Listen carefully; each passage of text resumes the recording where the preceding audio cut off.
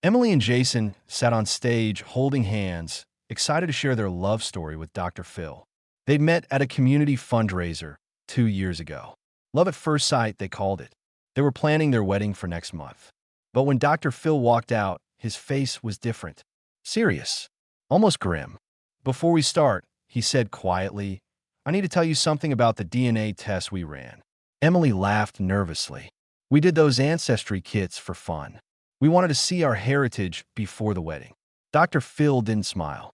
"The results came back yesterday, and we need to stop the cameras." The red lights blinked off. Producers rushed onto the stage. Emily's smile faded. "What's wrong?" Dr. Phil held up 2 folders. "According to these results, you and Jason shared 25% of your DNA." Emily didn't understand. Jason didn't either. Then Dr. Phil said the words that would destroy everything. "You're half-siblings." The studio went completely silent. Emily's hand slipped out of Jason's. She stared at Dr. Phil like he'd just spoken in a foreign language. "What?" Her voice was barely a whisper. Jason stood up abruptly. "That's not possible. No. There's been a mistake." Dr. Phil's expression was full of compassion, but his voice was steady. "I wish there had been. Our team ran the tests 3 times. We brought in independent geneticists to verify. The results are conclusive." Emily's mind raced through possibilities, trying to find a logical explanation. "We can't be related. We know our families. Jason's from Oregon. I'm from Texas. Our parents are completely different people." But even as she said it, a cold dread settled in her stomach. Dr. Phil sat down across from them. "That's what we need to talk about. Because somewhere in your family histories, there's a connection you don't know about." Jason paced across the stage, running his hands through his hair. "My dad died when I was 5. Quel accident. I barely remember him. My mom remarried when I was 8. He stopped pacing. "Are you saying my dad is Emily's dad too?" Dr. Phil shook his head. "We don't know yet. That's what we're here to find out. But the DNA doesn't lie. One of her biological parents is the same person." Emily felt like the floor was tilting beneath her. She thought about the past 2 years. Meeting Jason at that fundraiser. Their first kiss. Moving in together. Planning their wedding. Every intimate moment, every plan for the future, all of it suddenly felt wrong. Tainted. She looked at Jason and saw not her fiancé, but a stranger. Or worse, a brother. The audience sat frozen, unsure how to react. Some looked horrified. Others looked heartbroken for the couple. Dr. Phil signaled for the cameras to turn back on. "Emily, Jason, I know this is devastating, but we're going to figure this out together. And we're going to do it carefully, with compassion." He pulled out a timeline. "I need to ask you both some questions about your parents. Emily, let's start with you. Tell me about your father." Emily's voice shook. "His name is David Morrison. He's a retired teacher. He and my mom have been married for 30 years. I'm her only child." Dr. Phil made notes. "And your mom?" Emily answered, "Janet Morrison. She's a nurse. They live in Houston. They're normal. Boring even." There's no way. She couldn't finish the sentence. Dr. Phil turned to Jason. "Your father's name?" Jason sat back down, looking defeated. "Robert Chun. Like I said, he died in 1998. I was 5. Dr. Phil leaned forward. "And your mother?" Jason's voice was flat. "Linda Chun. She lives in Portland. Remarried to a guy named Tom. They're still together." Dr. Phil studied his notes carefully. "Here's what we know. The DNA test shows you share one biological parent. That means either your fathers are the same person or your mothers are the same person." He paused. "Given that you both know your mothers, and they're clearly different people, we need to look at your fathers." Emily felt her chest tighten. "But my dad is alive. I just talked to him yesterday.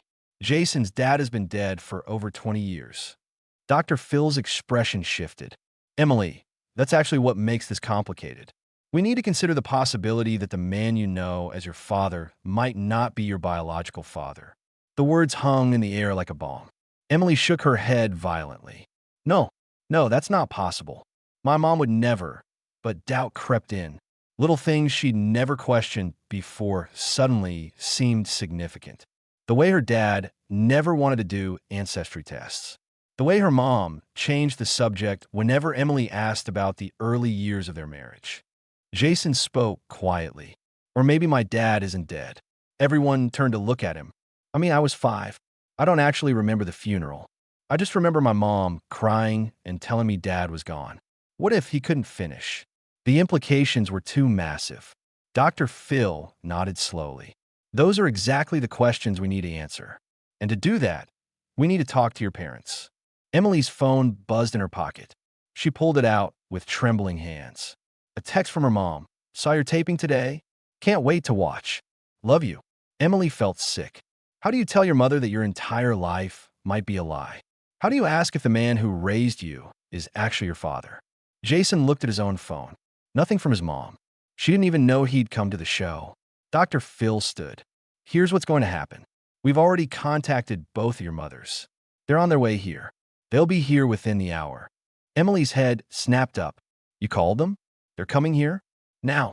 Dr. Phil's voice was gentle but firm. This is too important to handle over the phone. You deserve answers. They deserve a chance to explain. Whatever the truth is, we're going to face it together. Jason reached for Emily's hand, then stopped himself. The gesture that had been so natural for 2 years now felt forbidden. Wrong. Emily saw him hesitate and felt tears finally break through. I love you, she whispered. Jason's eyes filled with tears too. I love you too. But if this is real, if we're actually, he couldn't say it. Neither of them could say it. The story actually began in 1997, though neither Emily nor Jason knew it yet. David Morrison was not a retired teacher. Not back then. 26 years ago, he was a traveling pharmaceutical sales rep covering a territory that stretched from Texas to Oregon. He was young, ambitious, and unhappily married. Janet was pregnant with Emily, stressed about money, and they fought constantly. During one of his trips to Portland, David met Linda at a medical conference. She was a young widow, or so she thought. Her husband Robert had disappeared 6 months earlier.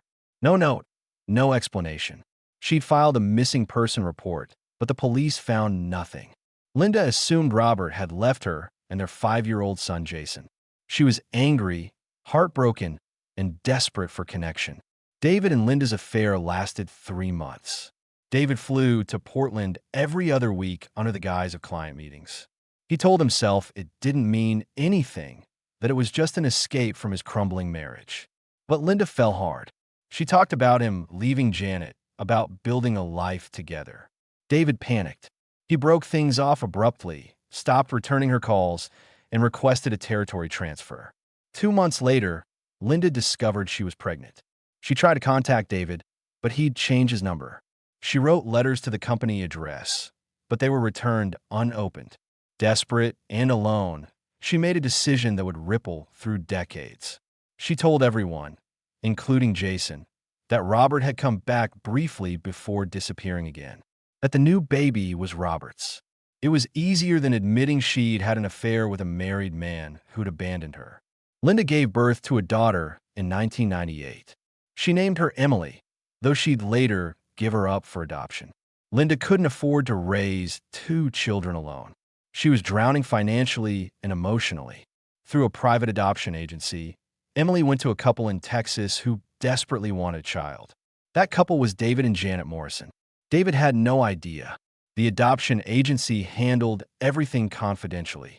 Janet believed they were adopting a stranger's baby, a fresh start to save their marriage.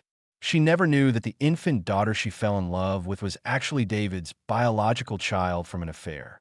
David never knew either. He'd moved on from Linda, buried the guilt, and focused on being a good father to his adopted daughter. But Linda knew. She'd seen the adoption paperwork, seen the destination city, Houston, Texas. She'd done the math. She'd realized, years later, that the couple who adopted her daughter might have been from David's territory. She'd wondered if somehow, impossibly, David had ended up raising Emily anyway. But she'd convinced herself it was paranoia. The odds were too astronomical. Meanwhile, Jason grew up believing his father Robert had abandoned him. Linda remarried when he was 8, and Tom became the only father figure he really knew. Linda never told Jason about David. Never told him that his younger sister had been given up for adoption. Some secrets, she thought, were better left buried. But DNA doesn't keep secrets. And when Jason decided to do an ancestry test for fun, encouraged by Emily, who'd always been curious about her biological roots, the truth started unraveling.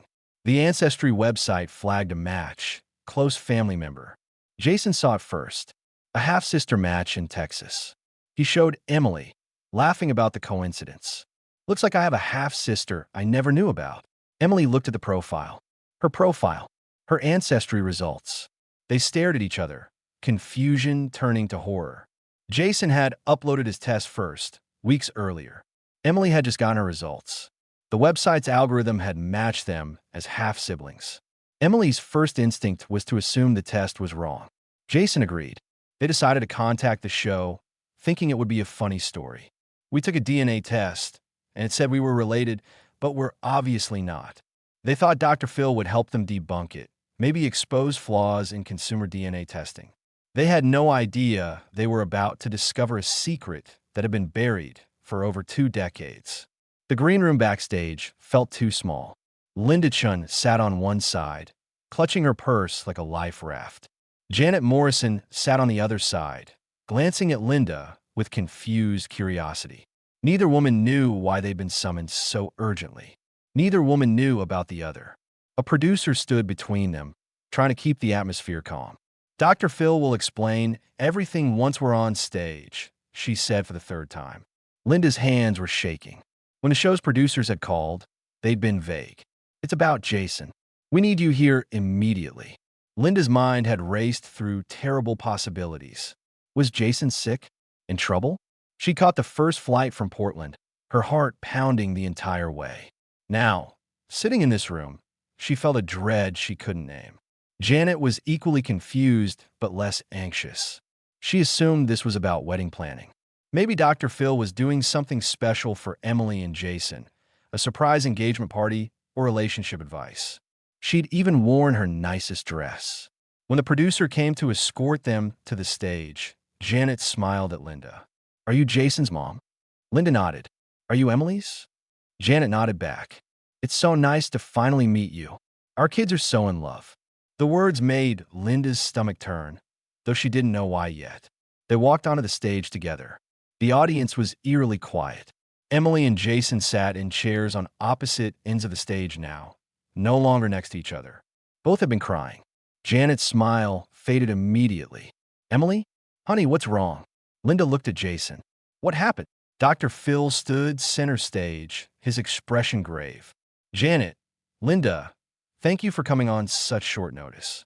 I know this is confusing. Please sit down. He gestured to 2 chairs between Emily and Jason. The mothers sat, glancing at each other nervously. Dr. Phil took a deep breath. What I'm about to tell you is going to be shocking. I need you both to listen carefully. Janet reached for Emily's hand. You're scaring me. What's going on? Dr. Phil looked at Linda first, then Janet. Emily and Jason took DNA tests through an ancestry website. The results showed they shared 25% of their DNA. He paused. They're half-siblings. Janet's face went blank. Linda's went white. That's not possible, Janet said automatically. Linda said nothing. She just stared at the floor. Dr. Phil continued gently. We verified the results multiple times. There's no mistake. Emily and Jason have one biological parent in common. He looked at Janet. Janet, you and David adopted Emily when she was an infant, correct? Janet nodded slowly, still processing. Yes, private adoption. We were told the birth mother wanted a closed adoption. We never knew anything about her. Dr. Phil turned to Linda. Linda, I need to ask you something directly. Did you give a baby up for adoption in 1998? The question hit Linda like a physical blow. Jason's head snapped toward his mother. What? Linda's eyes filled with tears. She nodded slowly. Yes. Jason stood up. You had another baby? I have a sister. His voice was full of hurt and confusion. Linda's voice cracked. I was broke. Alone. I couldn't afford to raise 2 children. I thought I was doing the right thing, giving her a chance at a better life. She looked at Emily for the first time. Really looked at her, and she saw it, the resemblance. The same shape of the eyes. The same curve of the mouth. Oh my God, Linda whispered. You're her. You're my daughter. Emily felt like she was watching the scene from outside her body. This woman, Jason's mother, was her biological mother? The woman she'd been planning to call mother-in-law was actually her mother? Janet's hand tightened on Emily's. Wait, if Linda is Emily's biological mother, that means she looked at Jason. Jason's father would be, she couldn't finish. Dr. Phil nodded. That's what we need to figure out. Linda, Jason's biological father. You said he disappeared when Jason was 5. But Emily was born after that. Who is Emily's biological father? Linda closed her eyes. The secret she'd buried for over 2 decades was about to explode. His name was David, she whispered. David Morrison. Janet gasped. Emily felt the world tilt. My dad. Emily's voice was barely audible. Your dad is named David Morrison? Linda opened her eyes. I didn't know. I swear I didn't know the adoption went to him. I knew he was from Texas, but I never imagined. Janet stood up, her face flushed with anger and shock. You had an affair with my husband? Linda nodded, tears streaming down her face. 26 years ago. I didn't know he was married at first. By the time I found out, I was already. She looked at Jason. I'm so sorry. I'm sorry I lied to you about your sister. I'm sorry I never told you the truth. Jason just stared at her, his expression unreadable. Dr. Phil intervened. Everyone, I know this is overwhelming, but we need to address the immediate issue. He looked at Emily and Jason. You two are engaged to be married. You're in love, and you've just discovered your biological half-siblings. This is a situation that requires very careful handling. Dr. Phil pulled out his phone. Janet, with your permission, I'd like to call David. He needs to be part of this conversation. Janet nodded numbly. Dr. Phil dialed. The phone rang on speaker. Once. Twice. Then a man's voice answered. Hello. Dr. Phil spoke calmly. David, this is Dr. Phil McGraw. I'm here with your wife Janet and your daughter Emily. We need you to listen very carefully. There was a long pause. Is everything okay? David's voice was wary. Dr. Phil glanced at the women on stage. No, David. Everything is not okay. We've discovered something about Emily's biological origins. Something you need to know. Another pause. I'm listening. Dr. Phil chose his words carefully. Emily's biological mother is a woman named Linda Chun, from Portland. Do you remember her? The silence on the other end was deafening. Finally, David's voice came through, barely a whisper. Yes. Janet made a small sound of pain. Dr. Phil continued. David, Linda had a son named Jason. He's the same Jason that Emily is engaged to marry. And according to DNA tests, Emily and Jason are half-siblings. You're Jason's biological father. The phone was silent for so long that Dr. Phil thought the call had dropped. Then David's voice came back, broken. Oh God, no. Janet grabbed the phone from Dr. Phil's hand. You knew? You knew about the affair? David's voice shook. Yes, but I didn't know about Jason. Linda never told me she had a son. I didn't know she was married. And I had no idea Emily was her daughter. The adoption agency never gave us that information. Janet's face hardened. You knew you'd had an affair in Portland. And when we adopted a baby from a Portland agency, we didn't think to mention it. David had no defense. I was terrified. I thought if I told you, you'd leave me. I convinced myself the baby couldn't possibly be from that affair. The timing seemed off. I was wrong. I'm so sorry. I'm so sorry. Emily took the phone from Janet with shaking hands. Dad. Her voice was small, childlike. Emily, sweetheart, I don't know what to say. I never meant for any of this. Emily's voice hardened. You let me fall in love with my brother. You watched me plan a wedding to my brother. And you said nothing. David broke down on the phone. I didn't know. I swear I didn't know Jason was my son. I didn't even know Linda had a son. Please believe me. Jason finally spoke, his voice cold. So my whole life has been a lie. Robert Chin wasn't my father. He didn't abandon us. My mother just replaced him with you. And then when you left, she made up a story. Linda reached for Jason, but he pulled away. Don't touch me.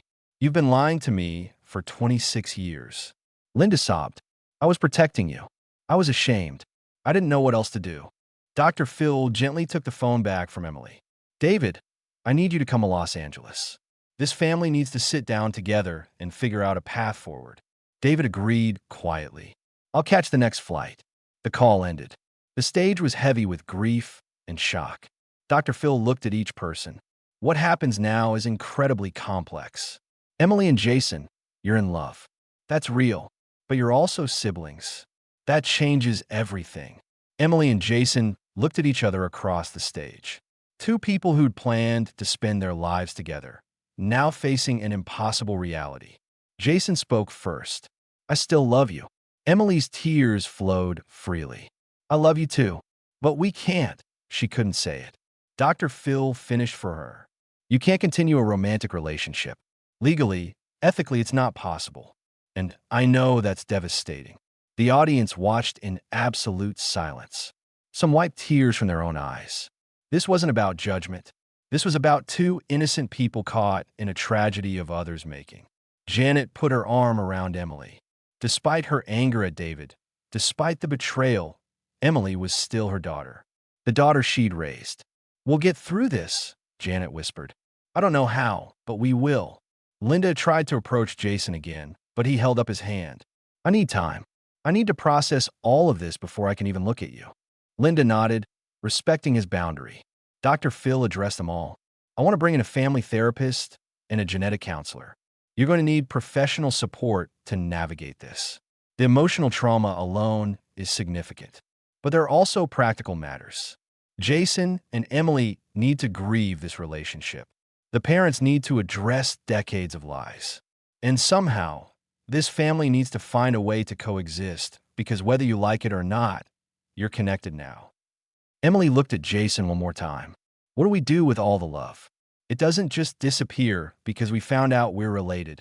Jason's voice was thick with emotion. I don't know. I wish I knew. Dr. Phil's expression was full of compassion. That's what we're going to figure out. Together. 3 hours later, David arrived at the studio. His face was drawn, aged by stress and guilt. He walked onto the stage and stopped, looking at everyone. His wife, Janet, his daughter, Emily, his son, Jason, and Linda, the woman he'd tried to forget for over 2 decades. I don't expect forgiveness, he said quietly. I just want you all to know the truth. All of it. Dr. Phil gestured for David to sit. Then tell it. David took a deep breath. I was unhappy in my marriage. That's not an excuse, just a fact. When I met Linda, she told me she was widowed. I knew I was married, but I convinced myself it didn't matter because Janet and I were falling apart anyway. The affair lasted 3 months. When Linda started talking about a future together, I panicked. I ran. I requested a transfer, changed my number, and tried to forget it ever happened. Janet stared at him with an expression that mixed hurt and fury.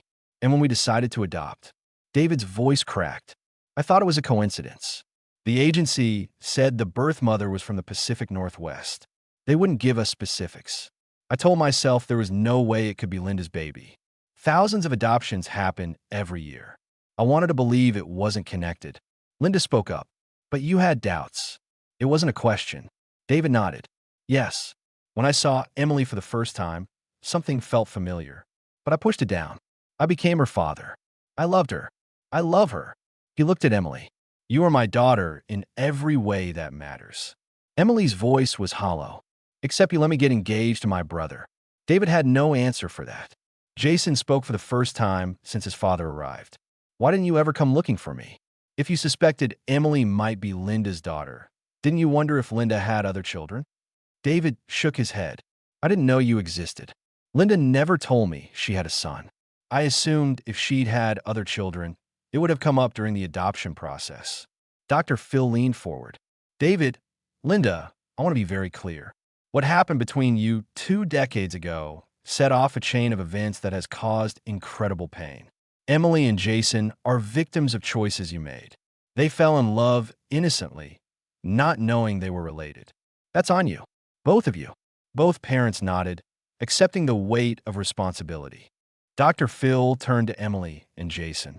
I want to talk about what happens next for you too. We've brought in Dr. Sarah Chun, no relation, a clinical psychologist who specializes in complex family trauma. She's going to help you process this. A woman in her 50s walked onto the stage and sat down. Emily, Jason, what you're experiencing is a unique form of grief. You're mourning a relationship that's still alive in your hearts, but can't continue in reality. That's extraordinarily painful. Emily wiped her eyes. How do we move on from this? How do I stop loving him? Dr. Chen's voice was gentle. You don't stop loving him. You transform that love into something different. From romantic love to sibling love. It won't happen overnight. It might take years, but it's possible. Jason shook his head. I don't want to be your brother. I want to be your husband. Dr. Chen nodded with understanding. I know, and right now, that feels impossible to accept. But Emily is your sister. That's a biological fact. And with time and therapy, you'll find a way to appreciate that relationship for what it is, even though it's not what you wanted. She paused. The alternative is to cut each other out of your lives completely. Some people in your situation choose that path. But given that your families are now connected, that might be more painful in the long run. Janet spoke up. What about the wedding? We have deposits. Invitations went out. How do we explain this to people? Dr. Phil responded. You tell them the truth, or at least a version of it. You could say that through a DNA test, you discovered a family connection that makes the marriage impossible. People will speculate, but you don't owe anyone the full details. Linda looked at Jason. Can I talk to you? Privately. Jason hesitated, then nodded. They stepped to the side of the stage, out of microphone range. The cameras respectfully pulled back. Mother and son stood facing each other, 2 decades of secrets hanging between them. Whatever Linda said made Jason's shoulders sag. He nodded slowly, wiping his eyes. They didn't hug, but something shifted between them. A tentative first step toward forgiveness, maybe.